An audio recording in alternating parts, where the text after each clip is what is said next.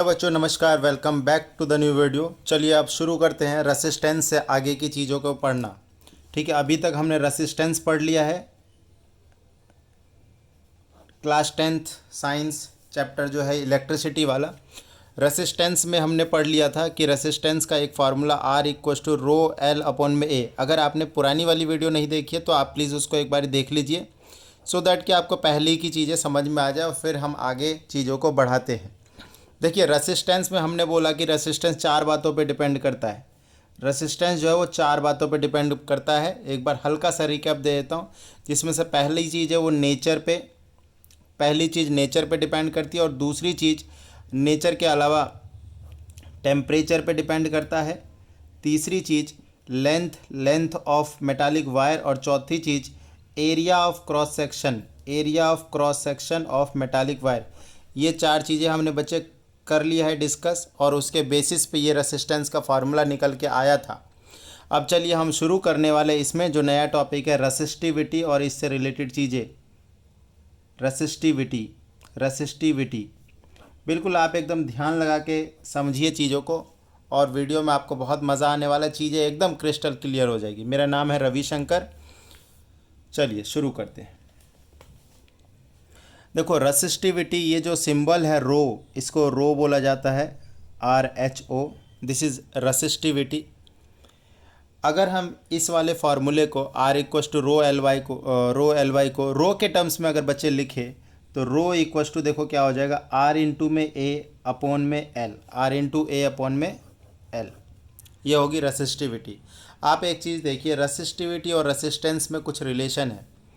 ये ज़रा देखिए, जैसे मान लो कि ये एक मेटालिक वायर है, इसकी लेंथ जो है वो L है और इसका ये जो area of cross section A है। अगर मैं इसको 1 लिख दूँ, 1 मीटर स्क्वायर, और इसको भी अगर 1 लिख दूँ, मीनिंग ये जो फार्मूला है रेसिस्टिविटी, A को 1 और इसको भी 1 लिख दिया जाए तो इससे तो कट ही जाएगा, तो रो इक्वस टू में रेसिस्टेंस हो जाएगा। मतलब रेसिस्टिविटी बराबर रेसिस्टेंस हो जाएगा। कहने का क्या मतलब है, जो रेसिस्टिविटी होती है वो resistance of the metallic wire होती है। इस डेफिनेशन अगर लिखना चाहे, it is resistivity, it is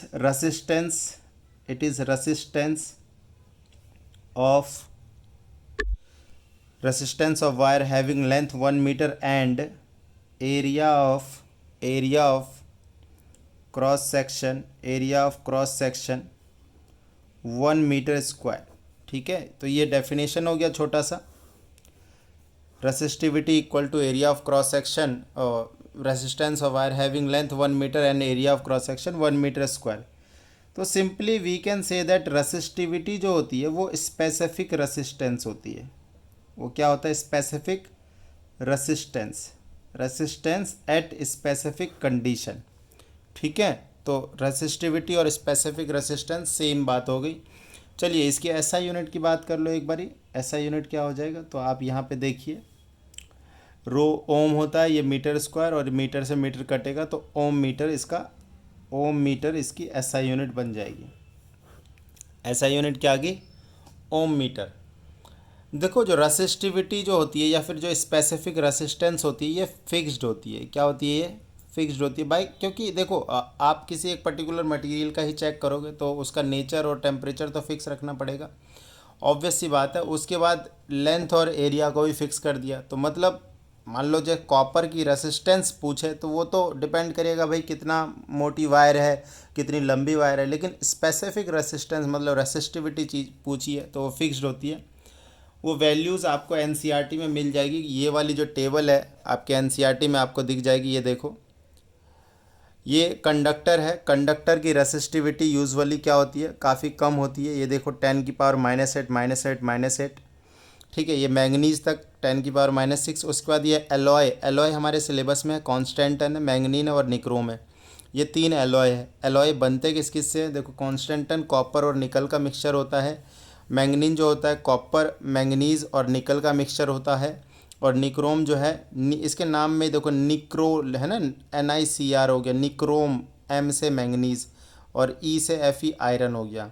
तो ये 3 है। इनके जो रेसिस्टिविटी होती है रिलेटिवली ज़्यादा होती है। आप ये देखो, इनके तो मेटल के 10 की पावर -8 में जा रहे थे ना, अब ये देखो जो एलॉय है 10⁻⁻⁶ -6 क्लियर है। और इंसुलेटर का तो बहुत ज़्यादा ही होता है, तो इंसुलेटर खैर हमें पढ़ना भी नहीं है, हमें तो एलॉय से काम है। ठीक है, तो एलॉय का जो रेसिस्टेंस है, रेसिस्टिविटी है, वो ज़्यादा रहती है compare to the conductor. Insulator का सबसे ज़्यादा होता है, जैसे glass, hard rubber, ebonite, diamond, है ना, पेपर, ये सब चीज़ें हो गई। आगे चलते हैं, अब एलॉय के बारे में थोड़ा सा डिस्कस कर लेते हैं। एलॉय एलॉय होता क्या है? एलॉय होता है mixture of metal, mixture of metal having high resistivity. अब एक चीज़ देखो, हाई रेसिस्टिविटी की वजह से एक फ़ायदा हो जाता है। रेसिस्टिविटी ज़्यादा होने की वजह से इनका जो इसमें से करंट कम पास करता है, और इसकी वजह से हीटिंग होती है ज़्यादातर। ठीक है, हाई रेसिस्टिविटी होने की वजह से जब इसमें से करंट पास किया जाता है तो डिवाइस जो वो हीट हो जाता है। एलॉय हमारे सिलेबस के हिसाब से अभी मैंने आपको दिखाया 3 है। एक हो गया कॉन्स्टेंटन, और एक हो गया क्या था, निक्रोम था, और एक था मैंगनीन,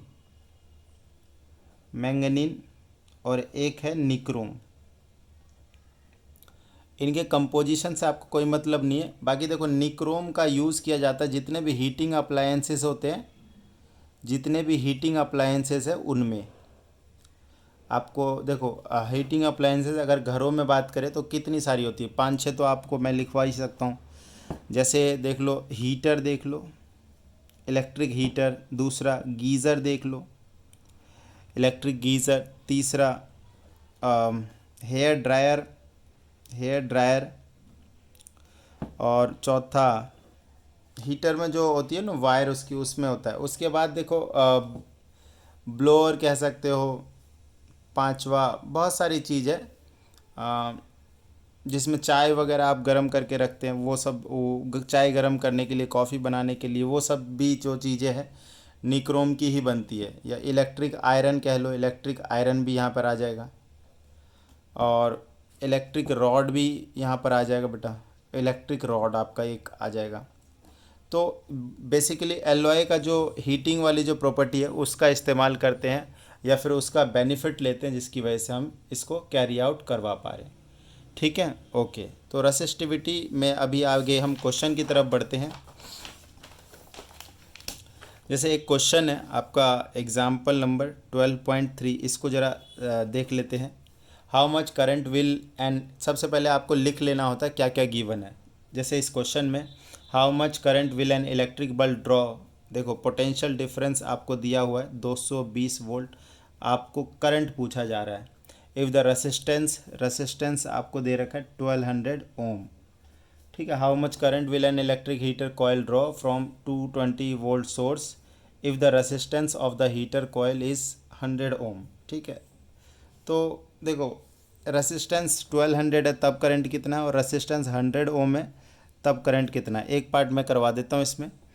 देखो ओम्स लॉ इसमें आप लगा सकते हो। Ohm's law, V equals to में आई आर,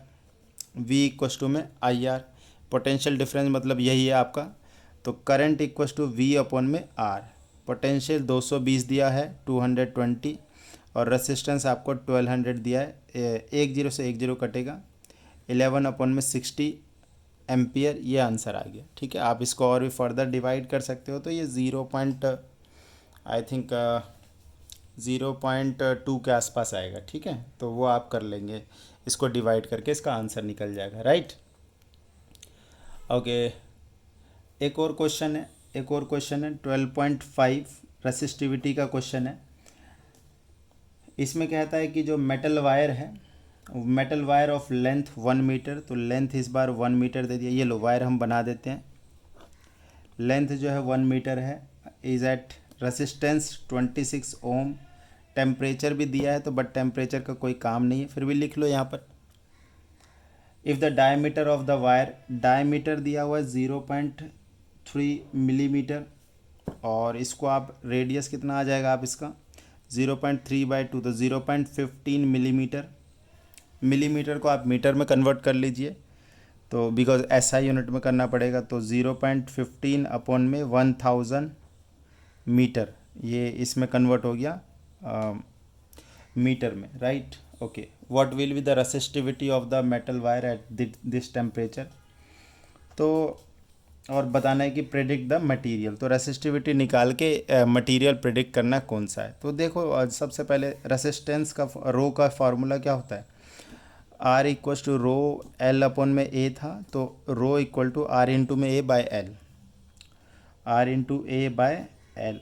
देखो रेसिस्टेंस 26 ओम दिया हुआ है, एरिया ऑफ क्रॉस सेक्शन, अच्छा ये देखो ये सर्कुलर होता है, कैसा होता है ये सर्कुलर, तो सर्कल का एरिया हो जाता है पाई आर स्क्वायर, तो हम इस फार्मूले को यूज़ करेंगे। सर्कल का एरिया होता है ना पाई आर स्क्वायर, तो ये सर्कुलर एंड ही तो होता है ये जो एरिया ऑफ क्रॉस सेक्शन होता है, तो यहाँ पर लिख देंगे हम लोग पाई आर स्क्वायर, पाई होता है 22/7 आर स्क्वायर, तो आर ये वाली वैल्यू है 0.15 बाय ओके 0.15/2, ओके 0.15/1000 इंटू 0.15/1000, थोड़ा कैलकुलेटिव है क्वेश्चन, और लेंथ कितना है 1 मीटर है, तो लेंथ तो बच्चे इसको यूज़ करने की ज़रूरत नहीं है ना। ओके इसको आप प्रॉपरली सॉल्व करेंगे, यहाँ से पॉइंट हटाओगे, मल्टीप्लाई करोगे, डिवाइड करोगे, तो तुम्हारा जो आंसर आएगा, देखो मैं एक थोड़ा सा और सिंप्लीफाई कर लेता हूँ जो आपको इजी रहेगा, 0.15 इंटू 0.15 अपॉन 7 इंटू 10⁻⁻6, राइट। तो आप जब इतना सॉल्व करोगे ना इस चीज़ को सॉल्व करने के बाद लगभग ये वैल्यू आएगी आपकी 1.84 इंटू 10⁻⁻6, ठीक है, ये रेसिस्टिविटी आई, ओम मीटर इसकी यूनिट थी, तो ये लिख दिया हमने। अब हमें बताना था ये मटेरियल किस चीज़ का है, तो एक बार देख लेते 1.84 के आसपास किसकी वैल्यू आ रही है, ठीक है। तो हम ज़रा टेबल में जाते हैं, ये वाली टेबल जो थी, अब आप देखिए 1.84 किसकी वैल्यू है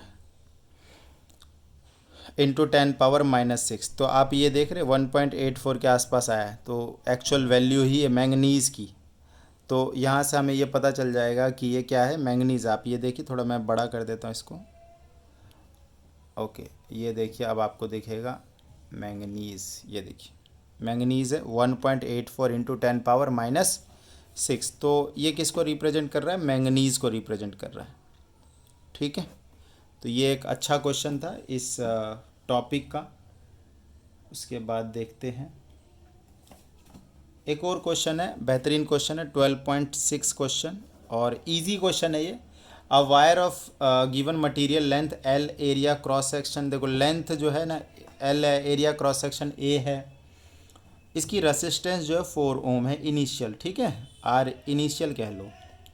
उसके बाद what would be the resistance of another wire of the same material, material वही है, दूसरी वायर है, उसकी जो लेंथ है ना वो L/2 है, उसकी लेंथ क्या है L/2, मतलब कह लो ये जो है ना इसको L1 कह लो पहली वाली लेंथ को, और इसको L2 कह लो, ठीक है, ओके, और ये R1 कह लो, okay. And area of cross section को A2 जो कि डबल है इनिशियल से।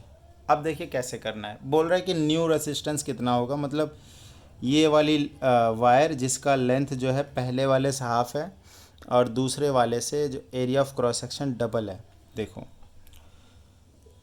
R equals to rho L upon में ए होता है, राइट, R1 L1 A1, ठीक है।